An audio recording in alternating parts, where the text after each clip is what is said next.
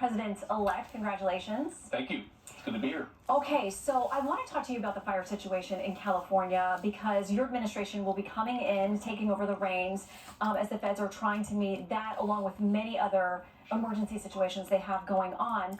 Gavin Newsom, the governor of California, has written to President Trump saying, let's not be divisive right now. Come out and visit. Let people see us working together. Any indication the president-elect may do that? Well, I know the president would love to visit California. And first of all, our hearts go out to everybody who's been affected by the storms. I've seen some of these videos of people where, folks have lived in those homes for 25, 30, 35 years and everything is gone. And whatever your political affiliation, it's hard not to see those images and just be heartbroken for our fellow Americans who are going through a very tough time. And I do think, frankly, the federal government has to do a better job. President Trump is committed to doing a better job when it comes to disaster relief.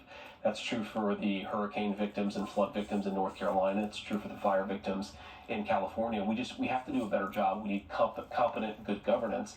Now, that doesn't mean you can't criticize the governor of California for, I think, some very bad decisions over a very long period of time.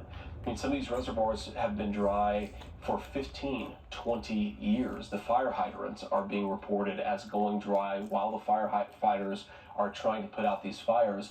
There is a serious lack of competent governance in California, and I think it's part of the reason why these fires have gotten so bad. We need to do a better job at both the state and federal level. So there are skeptics who worry about what the administration will do when it comes to handing out aid to California. They're citing back to something that the president-elect said in September when he said we won't give him money to put out all his fires, and if we don't give him the money to put out his fires, he's got problems. Is there any consideration of withholding aid to Californians? No, look, President Trump cares about all Americans, right? He is the president for all Americans, and I think that he intends to have FEMA and other federal responses much, much better and much more clued into what's going on there on the ground.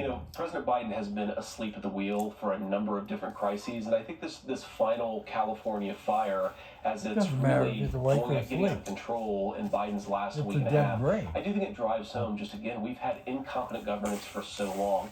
President Trump often says that the coalition that made him the president was just a common sense coalition.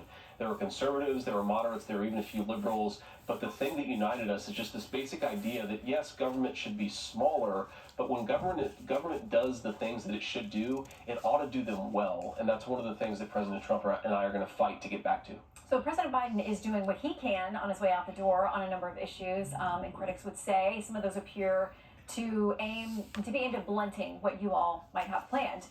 Let's talk first about immigration. Politico has this headline: Biden extends temporary status of nearly 1 million migrants ahead of Trump deportations.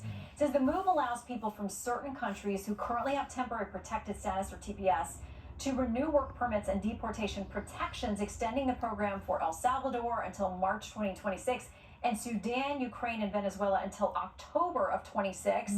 How does President Trump plan to handle these last-minute things, and what are his own executive actions planned, especially with regard to the border on day one? Yeah, so Shannon, if you step back a little bit, I do think it's important to reiterate that not just on the border, but on a whole host of issues, President Biden has left us an absolute dumpster fire. Now, we're excited to get to work, but we need to be open and honest about the fact that President Biden has not left the next administration in a good place, right? FEMA's funds are depleted.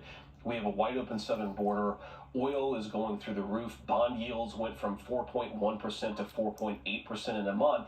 And that's on top of the fact that President Biden has been running the largest peacetime deficits in the history of this country. So we've got a lot of debt, a lot of problems, and a wide open southern border. And thank God that Donald Trump takes office in a week and a half, because we need somebody to actually govern this country effectively. Now, on the border crisis in particular, the most important thing that we have to do is to send a message that America is closed to illegal immigration. For the past 4 years, we have been wide open, and you're going to see, I think, dozens of executive orders coming from the Trump administration, coming from us on day one, that send a message to Customs and Border Patrol: you guys are allowed to do your job again. And to illegal immigrants all over the world: you are not welcome into this country illegally. If you want to come through, you've got to come through proper channels. What about the critics who are humanitarian activists and others who are worried about these deportations, saying families are going to be separated, people are going to be put in tents and in terrible conditions? they have real concerns about the way you plan to actually mete out those things you're planning to do. Yeah, so this term is something you're going to hear a lot in the next couple of months, the next couple of years, Shannon. Family separation. I think it's important. That's a euphemism. That is a dishonest term to hide behind the fact that Joe Biden has not done border enforcement. If you say, for example, in the United States, we have a guy who's convicted of a violent crime and has to go to prison, we want that guy to go to prison. But yes, it does mean that that guy is going to be separated from his family. That is the consequence of committing violence upon your fellow citizens. If you come into this country illegally, you need to go back home. You need to have basic law enforcement. And what the Democrats are going to do is they're going to hide behind this. They're going to say that this is all about compassion for families. It is not compassion to allow the drug cartels to traffic small children. It is not compassionate to allow the worst people in the world to send minor children, some of them victims of sex trafficking, into our country. That is the real humanitarian crisis at the border. You're not going to exacerbate it through law enforcement. You're going to fix it through law enforcement, and that's what Donald Trump is going to do. But fair to say those egregious things that you cite that I would think all Americans are against. Sure. That's a small fraction of the millions of people who are here, who have built lives. Many of them have been here for decades. So you do have hundreds of thousands, maybe even 1 million people who, in addition to crossing into the border illegally, have also committed some measure of violent crime. So it's actually a very large number of people, Shannon. And the point is that if you want to fix the overall border crisis, you have to engage in law enforcement. We can't buy into this lie, really, from the extreme left, because I agree with you. Most Americans want common sense border enforcement. We can't buy into this lie that law enforcement at the American southern border is somehow not compassionate to families who want to cross illegally. Our number one responsibility is compassion to our fellow Americans, and that starts with enforcing the southern border. You cannot have a country of law and order, of stability, of basic good governance unless you get control of what Biden has left us at the American southern border, and President Trump is committed to doing it on day one. You talk about what he's left on the border. He wants to talk about what he's left you on the economy. There was a robust report out of December on jobs. Unemployment down to 4.1%. President Biden says his policy decisions are finally paying off. Here's a bit of what more he said on Friday. Sure. After decades of trickle-down economics that primarily benefited those at the very top, Kamala and I and our administration have written a new playbook that's growing the economy from the middle out and the bottom up that benefits everyone. The new playbook is working.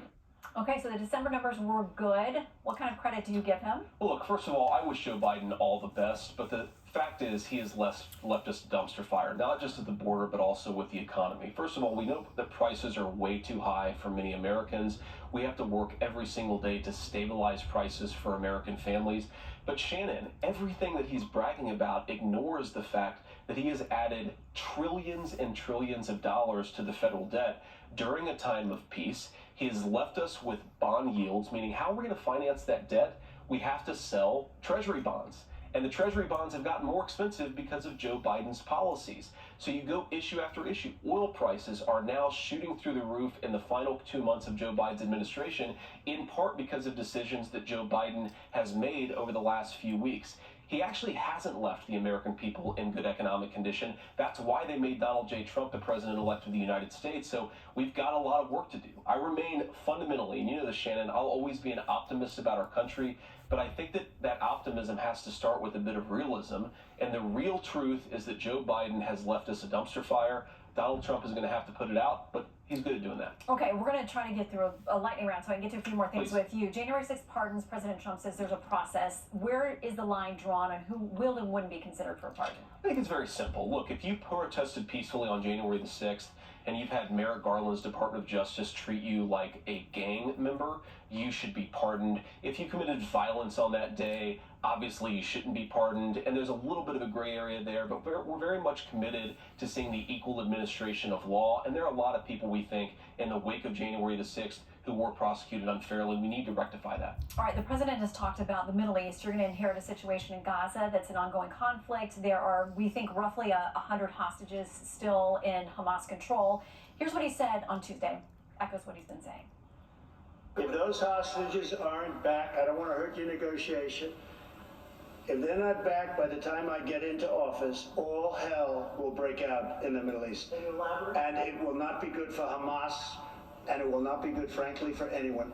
What does that mean practically? All hell's going to break loose. And any update, Steve Witkoff back over in the region trying to negotiate a deal? Yeah, so first of all, Steve Witkoff is a great guy. He's doing a great job over there. And I think the president, if you talk to world leaders, it's very clear that President Trump threatening Hamas and making it clear that there is going to be hell to pay is part of the reason why we've made progress on getting some hostages out. We're hopeful there's going to be a deal that's struck towards the very end of Biden's administration, maybe the last day or two. But regardless of when that deal is struck, it will be because people are terrified that there are going to be consequences for Hamas. Now, what does that look like? I think, number one, it means enabling the Israelis to knock out the final couple of battalions of Hamas and their leadership. It means very aggressive sanctions and financial penalties on those who are supporting terrorist organizations in the Middle East. It means actually doing the job of American leadership, which Donald Trump did very well for 4 years, and he's going to do very well for the next 4 years. What's the deal with Greenland and the Panama Canal? Are we using or considering use of military force in any of those situations? No, look, we don't have to use military force, Shannon. The thing that people always ignore is we already have troops in Greenland. Greenland is really important for America strategically. It has a lot of great natural resources. My friend Donald Trump Jr. was there a couple days ago, and you know what they told him? They want to be empowered to develop. The people of Greenland want to be empowered to develop the resources there. We also need to make sure that Greenland is properly cared for from an American security perspective. And frankly, the current leadership, the Danish government, has not done a good enough job of securing Greenland. I think there actually is a real opportunity here for us to take leadership to protect America's security, to ensure that those incredible natural resources are developed. And that's what Donald Trump is good at. He's good at making deals, and I think there's a deal to be made in Greenland. Okay, quickly, your Buckeyes made it into the national championship. It's the same day as the inauguration. You sparked a lot of backlash with your tweet that maybe you're going to skip the inauguration to go to the national championship. Is there some kind of executive power to move the game? What's the plan? Trust me, I've asked. Apparently not. I assure you that was a joke. I will be there doing my constitutional duty and swearing in as the 50th Vice President of the United States. But man, I really wish they could move the game until Tuesday. And so if you're watching the show and you have the power, I'd really like to watch the Buckeyes, and I don't want to be at the inaugural ball like staring at my phone because we're watching Ohio State versus Notre Dame. So let's move that game, but if not, I'll be rooting for the Buckeyes in spirit. I feel like we're going to get that shot of you at the balls. Mr. Vice President-elect, thank you always for coming by. Thank you. Good to see you.